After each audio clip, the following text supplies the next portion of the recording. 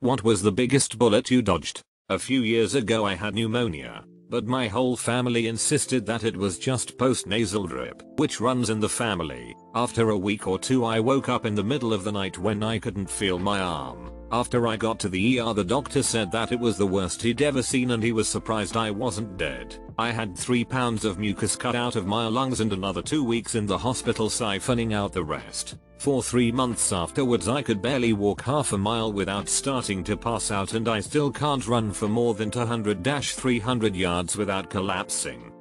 Many years ago, my flight had just landed at Chicago O'Hare and the plane was taxiing when the pilot suddenly slammed on the brakes. People were literally thrown forward against the seat in front of them. A few seconds later, another plane, taking off I think, went screaming by right in front of us. No explanation was given, though our imaginations provided a lot of gory details. Just regular Chicago drivers. Around £30,000. I was driving with my wife in town one snowy evening and we had pulled up to a stoplight. I happened to glance up at the rearview mirror and saw a city bus heading towards us and rotating sideways. I hit the gas and pulled ahead into the intersection and left into the turning lane, and less than a second later, the bus went sliding through right where our car was. It came to a stop on the other side of the intersection and fortunately didn't hit anything, but 1 second or 2 feet difference and we would have had some nice spinal injuries. As a kid, after running errands in town with my mom, I was climbing into the backseat of our family station wagon. A semi-truck hit a power line pole down the street causing the still live wire to fall, bounce off the roof of the car and hang across the open door just a foot or two above my legs. Raised Catholic, I wondered for a while after if I had actually died that day and that the rest of what I thought was my life was my purgatory.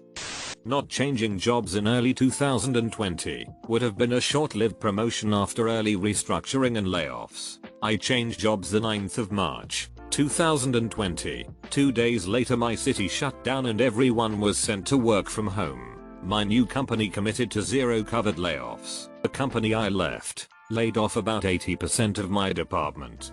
Dodged a bullet, haha. A friend had lost his job under suspicious circumstances. A few weeks later he asked me to take him to the bank. As I got near to pick him up I caught a train.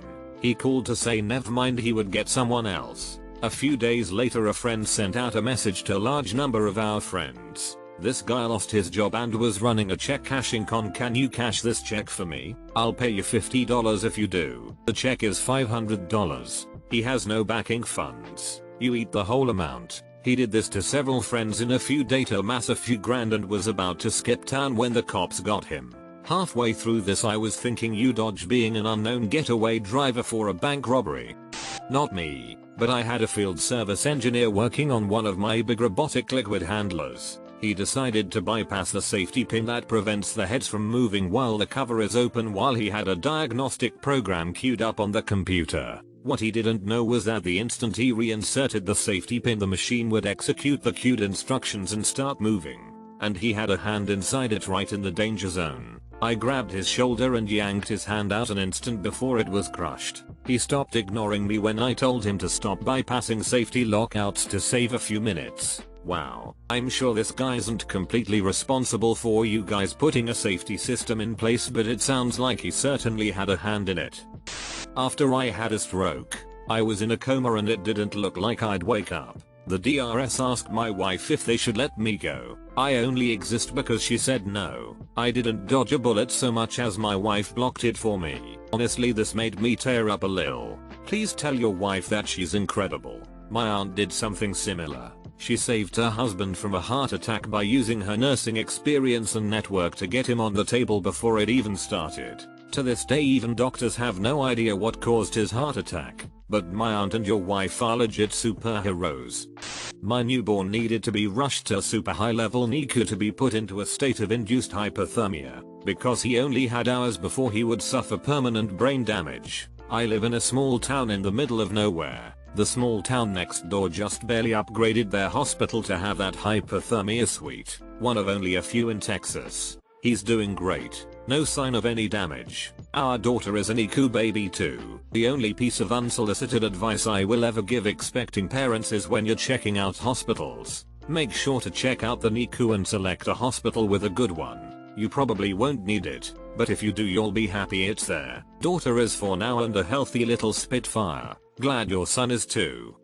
I stayed up all night before a day trip to Hong Kong. You know that days when you haven't slept, you're just kinda robotic and doing the human stuff. Nearly zero awareness of anything. Well, I went to cross the street and my friend behind me snatched my shoulder and yanked me backwards just in time to feel the whoosh of a double-decker bus breezing past us. I just looked at him like, oh, thanks man, and it took a whole extra minute for my brain to process I would be offended had he not grabbed me. I think I saved a baby's life once. It was in a city center, crossing a main road with a wild bunch of other people. The dad was pulling the pram behind him onto the pavement while he texted on his phone, and the dumb F didn't realize he'd left the pram just there on the road while he himself was on the pavement. Everyone kinda ignored it while the traffic lights kept that section of road clear, but then the lights changed and the effing moron still hadn't looked up from his phone while a huge double-decker was bearing down on his offspring.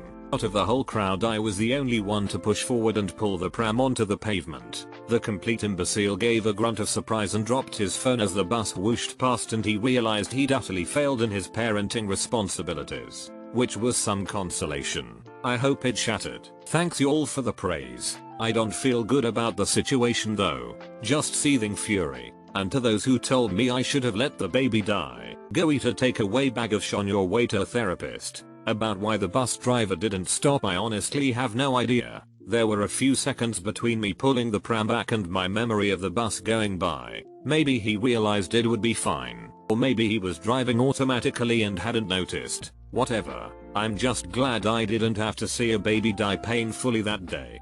Was going to move to a different apartment complex last month, got injured at work and lost hours. Therefore, couldn't come up with the deposit money in time. Last week some a-hat was cooking meth and caught the building on fire. Hups, my sister and I were hanging out around my parents' house on a very boring 4th of July. We decided to wash my husband's new car sitting in the driveway because it was hot out and an excuse to play in the hose. We were literally walking out the front door, and I said, hey, we should eat lunch before we get all wet and stuff. And everyone agreed. So we turned around and went back inside. I was warming up something in the microwave, a hot pocket I think, and all of a sudden I hear the loudest bang I think I've ever heard, from the direction of the front door. Hubs and I look at each other wide-eyed and run outside. I was greeted by the back end of a Crown Vic, smoking something fierce, plowed into the tree in the middle of our yard. For a split second I was just stunned, then screamed to my sister inside to call 911. I looked over to the driveway, at the car we had been planning to wash just 5 minutes ago.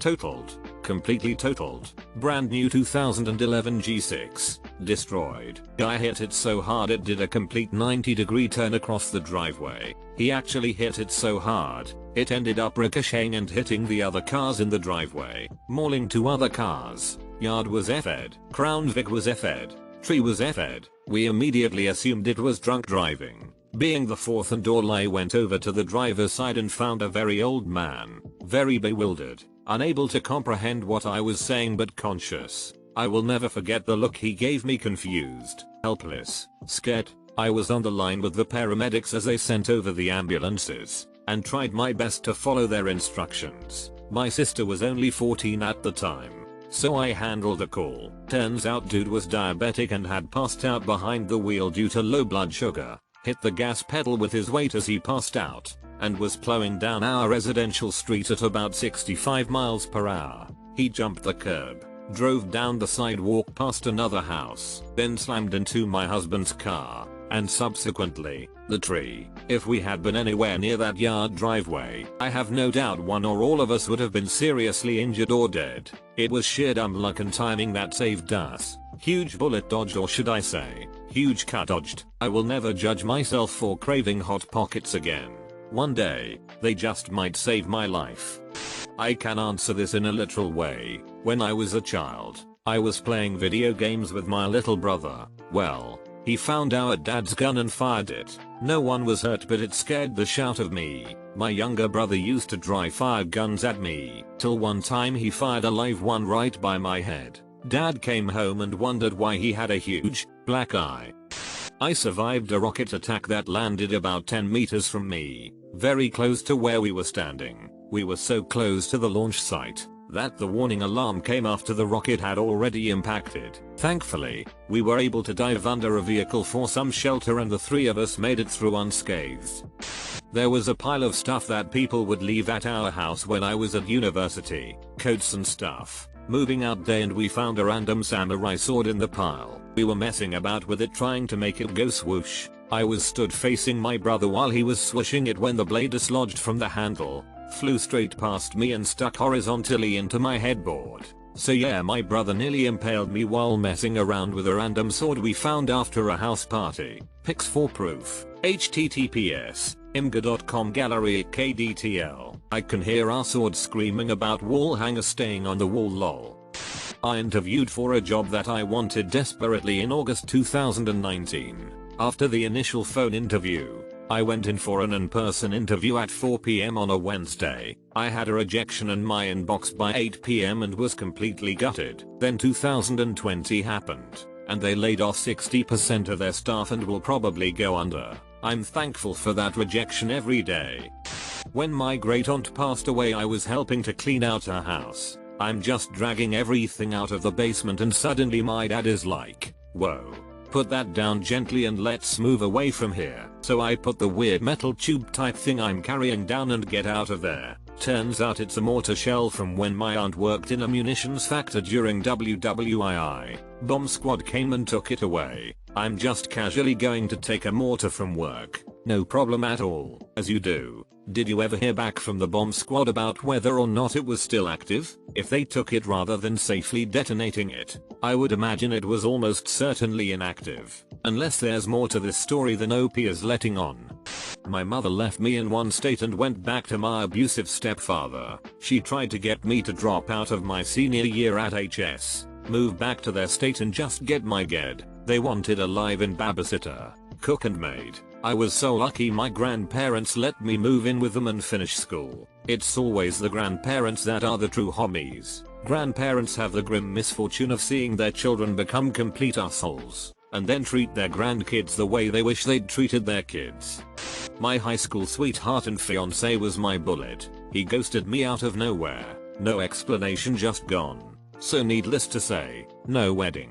I sent the ring back to his mom cause I didn't want it and was pissed. I go on to live a great life, find a wonderful guy, and we have been happily married for 21 years. 25 years later I find out that my old flame had been arrested for underage solicitation, sexting underage girls, possession of child porn, and many charges of sex with minors. Apparently Mr. Big Man in his community was arrested in a sting operation after this 12-year-old girl's parents found a whole series of explicit texts and had found that he set up a romantic hotel room get-together for them. Police pretended to be her and he was caught in the parking lot of the hotel. Even better, he was married to the same chick he was apparently seeing while we were together, and had a couple of kids, all around the same age of his victims. Before finding all this out, I regretted for a long time that we didn't work. After finding out this had been going on for at least 20 years, I was rather glad I got ghosted. Never been so glad to dodge a bullet. Freshman year of college I had a calc class. It was material I had learned before, but for various reasons they didn't give me transfer credit, so I skipped class quite frequently, though I usually slept in. One morning I find myself awake at 8:30 and not really feeling like sleep. Might as well check in on the class and see what's going on. It was the midterm exam. As a chronic procrastinator, I've been there, but I've also noticed it a day too late and that feels bad, man. Getting chased by someone with a knife across my apartment. I closed my door at the right moment so that person ended up stabbing my wooden door instead. The mark was there until I left the apartment a few years later as a constant reminder of what could have been. And why was this person trying to stab you? I'm gonna go with the old classic. What are you gonna do? Stab me? Unfortunate, but a good morale boost. Chime late for work, opens door to knife mark A. Could have been worse. Not my story, but a girl I knew had had a few drinks and decided to hitchhike home. A town about 40 minutes away from the one she'd been drinking in. Note it is very common for people to hitchhike in this area. She gets picked up by a car of guys. All seems fine until she points out they can drop her off just up ahead, and they keep driving. She had that instant sober feeling. She plays it off like she's clueless and totally down to keep hanging out with them, acting like she's very drunk. Meanwhile they're back in more forested area of the highway. Then she fake dry heaves and says she about to puke, really putting on a show, so they stop to let her out. She books it into the bushes and just doesn't look back until she's safe. When I was in high school we had a cop come talk to us about what to do if we were in the car with someone and things didn't feel right. They said to use the 3 P's and say you desperately gotta puke, gotta pee, or gotta poop, and the FR more often than not cares more about their car getting soiled than whatever they wanted to do to you, and will let you out. That is absolutely genius of her. It's honestly frightening that she had to come up with that idea in the first place, but it's a good she didn't start panicking, giving them the clue that she knew what they were doing. That was very smart of her. When I was in middle school I wanted to buy a fedora, but none could fit my head. Euphoric. In 1992 I was 16. A bunch of us were about to leave a party and I called shotgun.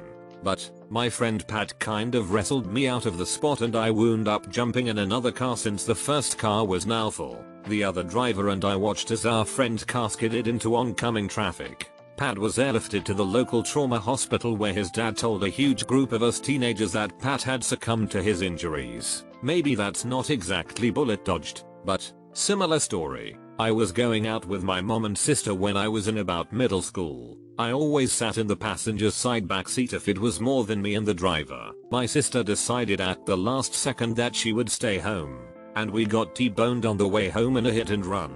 The other car totaled our car, with all the damage on the back passenger seat, where I should have been sitting. I still think about that often.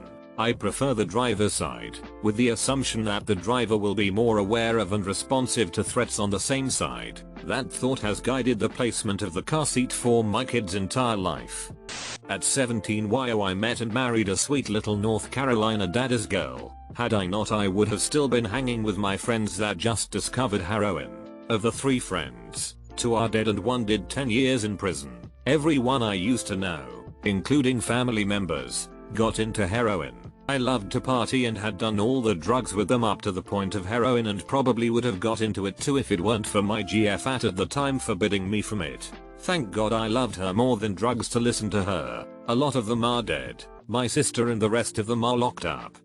Almost proposed to a girl who had been cheating on me with a pile of that called himself my best friend. This was years ago, and I'm getting married at the end of the month to the love of my life. Life has a way of working itself out.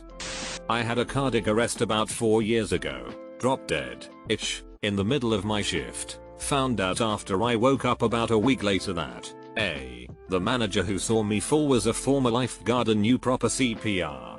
B. An ambulance happened to be passing about 2 blocks away. C. Probably the best cardio unit in my state was a 10-minute ambulance ride from where it all happened. Walked out of the hospital about 2 weeks later. Full recovery. Just before starting HS, I got hit by a car doing 35 miles per hour while riding my bike. T-boned. My bike went under the car. I was thrown up, smashed the windshield out with my back, was flipped over the car, and landed a perfect no-hop landing on my feet, like a gymnast, minus the arms raised flourish at the end.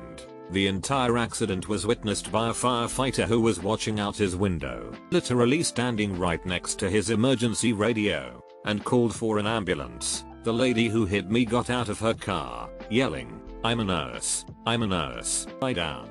I had no breaks or fractures, just a bruised ribcage. My dad was going through severe depression 10 years ago and my life was equally shitty for a whole multitude of reasons. And it was rubbing off on me. I spent what felt like half an hour crying on the floor and working up the nerve to pull the trigger. Then when I finally did, the safety was on. I sold my gun the next morning. Wish my dad was able to say the same 3 years later. RIP. A literal police car. The police were chasing someone and I was crossing the road and my dumbass was walking slowly and the police car nearly grazed me. Look both ways and take off your headphones when you cross the road, kids. 7.92 Mauser rifle bullet. When I was 15ish I was very depressed and got very drunk. Found my great grandfather's WWI captured German rifle. Found some bullets from that time. Loaded it and put the rifle in my mouth and pulled the trigger. Thankfully the bullet was not loaded properly, was a dud for being 90 years old at the time, and did not fire. You got extremely lucky. I am shooting 70-year-old ammo and it's very rare to have a dud. Glad you made it through. I think the intent was clear, but fixed it.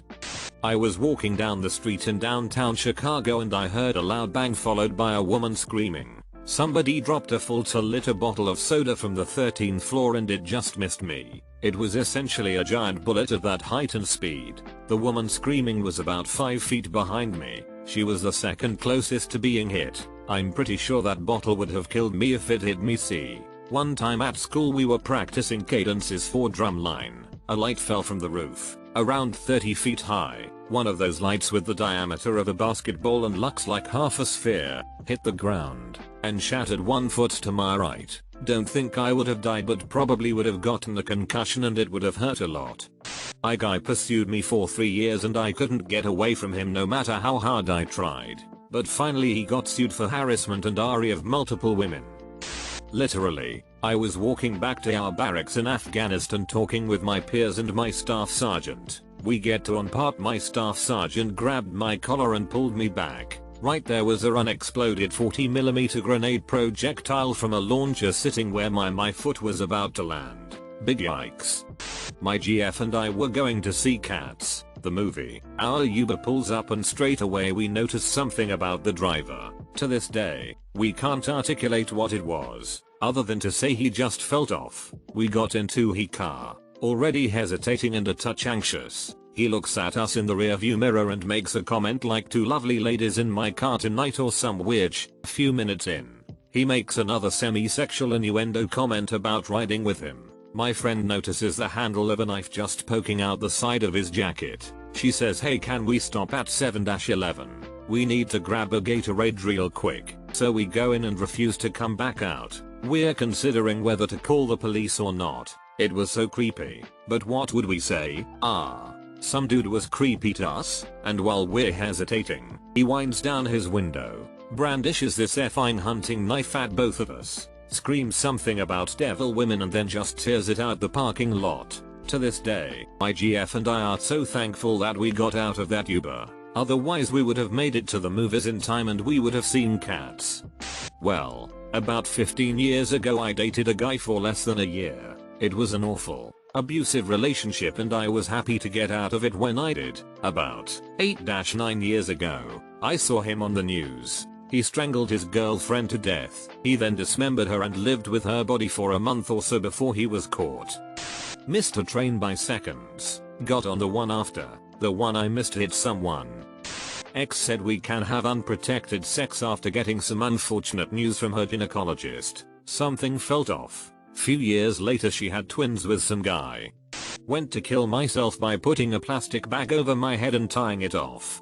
Figured it would be less messy to be found. My cat started going crazy on the other side of the door when I started to get lightheaded and feel sort of nauseous. I thought, oh right, you need your dinner and no one else will feed you, and I untied the bag to feed the cat. After the fact I realized my cat literally saved me from one of my lowest points. God, I miss that cat. Still can't believe I came that close. When I was 15, I'm 16 now, I was being manipulated and lied to by a 20-year-old man for sex. I brought the topic on Reddit so people could give me their opinion and a random redditor helped me snap out of it. A few weeks ago I talked to the 20-year-old and I then completely understood that he just saw me as a walking hole to stick his dick in.